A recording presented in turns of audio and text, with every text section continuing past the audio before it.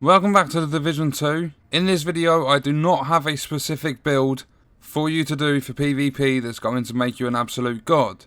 What I do have though is some tips and tricks that will help you out. Like, I'm basically going to explain what you can do to optimize your builds for PvP.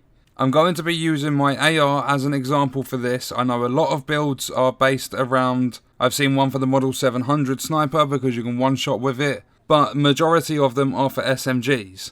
I believe that taking a range of different guns is better because there's certain situations you're going to get into where guns are pretty much going to be outplayed 9 times out of 10. So I normally take an AR, an SMG, a sniper and a shotgun just in case, but normally I just run with an AR and an SMG. But because of the specialization I use, I focus mainly on my AR. And I thought when I first started playing PvP that I was going to have my arse handed to me every single game because I had a PvE build. Normalization counts in conflict mode, so your builds aren't going to necessarily be much better than others. And I think that's good because it stops a 450 gear score going against a 300 and absolutely ripping him a new one. I'm not going to make this video too long, I don't want to drag it out. What I want from this video is for you to be able to watch it, hopefully pick up some tips and jump straight back into PvP. So, I have an AR, my AR of choice being the SOCOM MK16. All the guns are personal preference, you use whatever you want to use.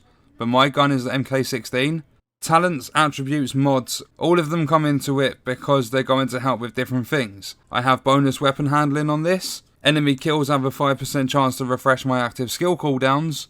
And you have to focus on everything to try and boost your build as much as you can. One thing I forgot to mention is there is a shooting range in the White House. You don't need to worry about your ammo and stuff like that, you can restock it whilst you're down there. It's an extremely useful tool that will help you determine your DPS for your build, so I recommend using it whenever possible. But if we take a look at my mask, this is from the Murakami Industries brand set. I get 8% health because of that. Then my attributes are boosted health and skill power. My talent is self-adjusting 20% armor regen.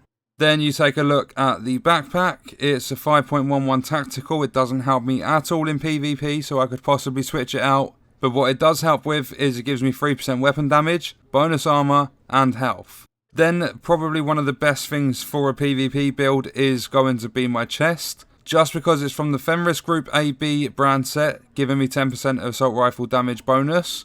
Then I've got 22% critical hit damage, boosted armor and health. I've got the talent Berserk, 10% weapon damage for every 10% of the max armor depleted, requiring a shotgun, SMG or AR. I get vital, which is health increased by 20%. As you can see on the left hand side, I've got 188,000 armor, nearly 100,000 health and 650 skill power. But the good thing about Berserk is, if you're running a build that's got very low armor but very high health, if your armor is fully depleted, you're going to get double weapon damage. Just because it doesn't say there's a cap on it, so I don't think there's a cap on it. There might be, but I'm not sure. But as it stands, as far as I'm aware, 10% weapon damage for every 10% of max armor depleted. So if your armor is completely gone, you're going to have double damage. Then if we take a look at the mod, because mods are just as important as anything else. 1.5% weapon damage, 4% AR damage. We're going to ignore the pistol. Then one of my favourite talents in this game is patience, and that's on my knee pads. After being in cover for 3 seconds, armor repairs by 5% every 1 second. So when that kicks in, after being in cover for the 3 seconds, if your armor is completely empty and the enemies are ploughing into your health, after 20 seconds of being in cover, your armor will be fully regenerated. Then I have 2 mods on this piece of gear, 2000 bonus armor, 2000 bonus health, 20% burn resistance, then you've got 4% health regen and 950 armor a second regen.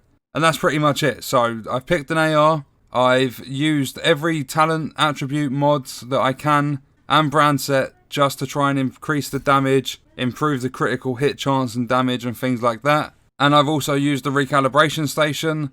Now the biggest thing that helps me is the specializations. I'm not going to focus on the sharpshooter or the demolitionist, just because demolitionist is for SMGs and LMGs. Sharpshooter is mainly for snipers and the single shot rifles like the MK17. But they do come with a lot of perks that will help out.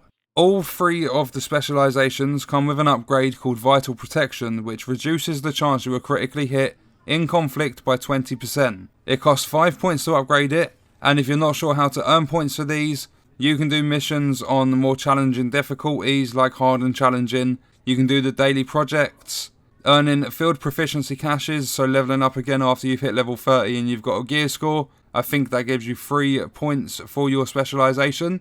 But like my survivalist is maxed out, if I have survivalist equipped and I earn a field proficiency cache, I'm not going to get any points. Whichever one you want to work on, you have to have equipped.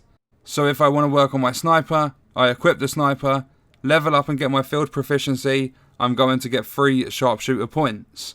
If we go into survivalist, we've spoken about vital protection. That helps out reducing if someone's got a critical hit chance and hit damage build, then that's going to take 20% of the chance off you being critically hit.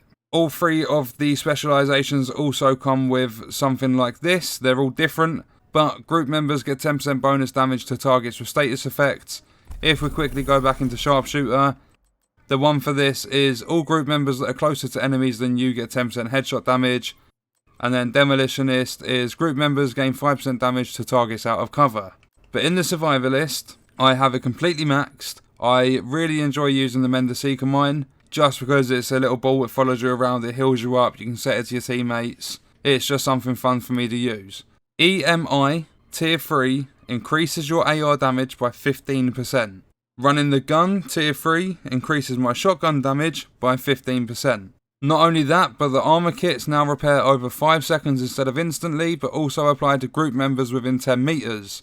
So if one of your teammates are low, get near them, use an armor kit if you've lost a bit of armor as well, both of you will be healed. One of the biggest things, and I cannot stress this enough, is that you play with your team. Don't ever try and be a one-man army. If there's 4v1, you've got one person coming to attack 4 players that are sticking together and playing as a team, those 4 players are pretty much all of the time going to win that gunfight. And not just that, but I'm not an aggressive player in the PvP on this game. I like to play very defensively. When I'm playing domination, I will 9 times out of 10 go for A and B, leave C to the enemy, kind of spawn trap them, but not really because they can get out of it. Just make sure I've got 2 flags, sit back, defend the 2 flags I have, because it builds up your points, you're going to win the game. Skirmish, what I've been playing a lot more of, because I have clan objectives to, I think it's get headshots in skirmish game modes. I find a spot like somewhere mid-map, and I sit there. If all my team are with me, if someone pushes, we can take them out. A lot of the time it's on rooftops, so a sniper might come in handy. But playing as a team in this is going to give you a lot more benefits than trying to do it all by yourself. If you've optimized your build to go for the weapon you're currently using, then you're going to have an even better time. I thought I was going to get completely obliterated when I started playing PvP, but my build is set for an AR. I'm comfortable using the ARs, I know how to control the recoil on my MK16. I've been finishing games like 7 for 1, 8 for 0, just because I play as a team player. I take my time, I use the cover like you should. At the end of the day, with all that said, it doesn't matter if you're doing amazing or you're doing complete shit. As long as you are having fun doing what you are doing, nothing else matters. Everyone's going to have their own opinions, going to have their own personal preferences. Like, you could watch a video and someone says, oh, the P90 is the go-to gun, make sure you try this, it's incredible. You could try it, you could absolutely suck with it, you could not get along with the fire rate, the damage couldn't be high enough, the magazine size could be too much or too little, you never know. So my personal opinion is pick a weapon you're comfortable with, sort your build out around it, do all the optimizing you can, recalibrating, switching out different brand sets, things like that. Go into PvP, take some heads off, have some fun, and just keep working at it. Don't give up. If you go into a game and you do terrible, go into another one, see how you do. Don't get frustrated, just keep trying. Practice makes perfect, and if at first you don't succeed, try and try again. That is going to wrap it up. I hope some of this helped you. I want to know in the comments what builds you are running for PvP, if you enjoy the PvP, and all the good stuff like that. I hope you enjoyed the video. Thank you for watching.